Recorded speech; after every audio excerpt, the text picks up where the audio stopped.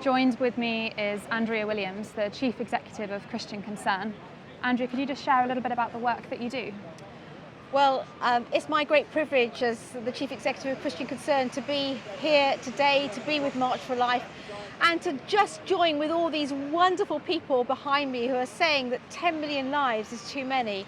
At Christian Concern, we stand with March for Life, we stand with all the pro-life organisations here to contend for life from the moment of conception to the point of natural death in our laws and in cases up and down the country, and also to seek to speak into the culture, to speak into the media, to speak to churches everywhere, to say how important this issue is.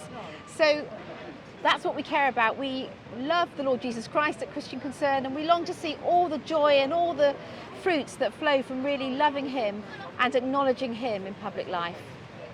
Thank you. And is there any particular message of hope or ways that you've seen things shifting in recent months? Well, we could be extremely sad on this day because it's a day that marks 10 million lives that have not got to have their first breath, have not got to be where I am right now, which is speaking to you, and that is absolutely catastrophic. It's absolutely tragic. It's 10 million too many. There's also a sense in which you've asked me about hope. Well, the hope is this. The hope is the people here. The hope is that there's a movement that is growing, that is vibrant, that is real, that is justice-centred, that says that 10 million is too many. 10 million is catastrophic.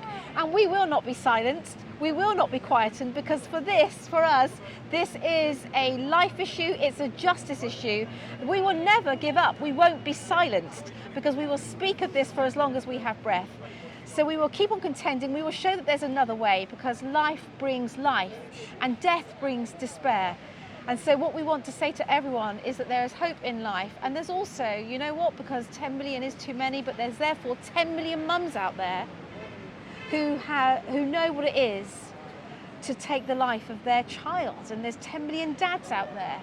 And we want to say to you that we want to give you permission to speak. We want to give you permission to grieve. We want to give you permission to be forgiven by Jesus, to know that there is hope and restoration, even in that silence, often guilt and often despair. So there is hope even in that. So we want to bring hope in that regard, because the weight of it all is so hard. The numbers are so big. So you've got a big number. 10 million is the size of the whole of London. 10 million is 2 times the population of Scotland. The number is too big for us to imagine, but it's also can be shrunk down to individual stories. So that's 10 million individual stories. And we want to talk about how we restore those 10 million stories for the hope that life is. Thank you, Andrea, and thank you for the work that you do. We're here in Parliament Square acknowledging that 10 million lives are indeed too many, and that is 10 million lives since the start of our Abortion Act. As you can see behind me, there's many of us gathered today with our posters showing that it's been 10 million too many, witnessing to members of Parliament and members of the public passing by.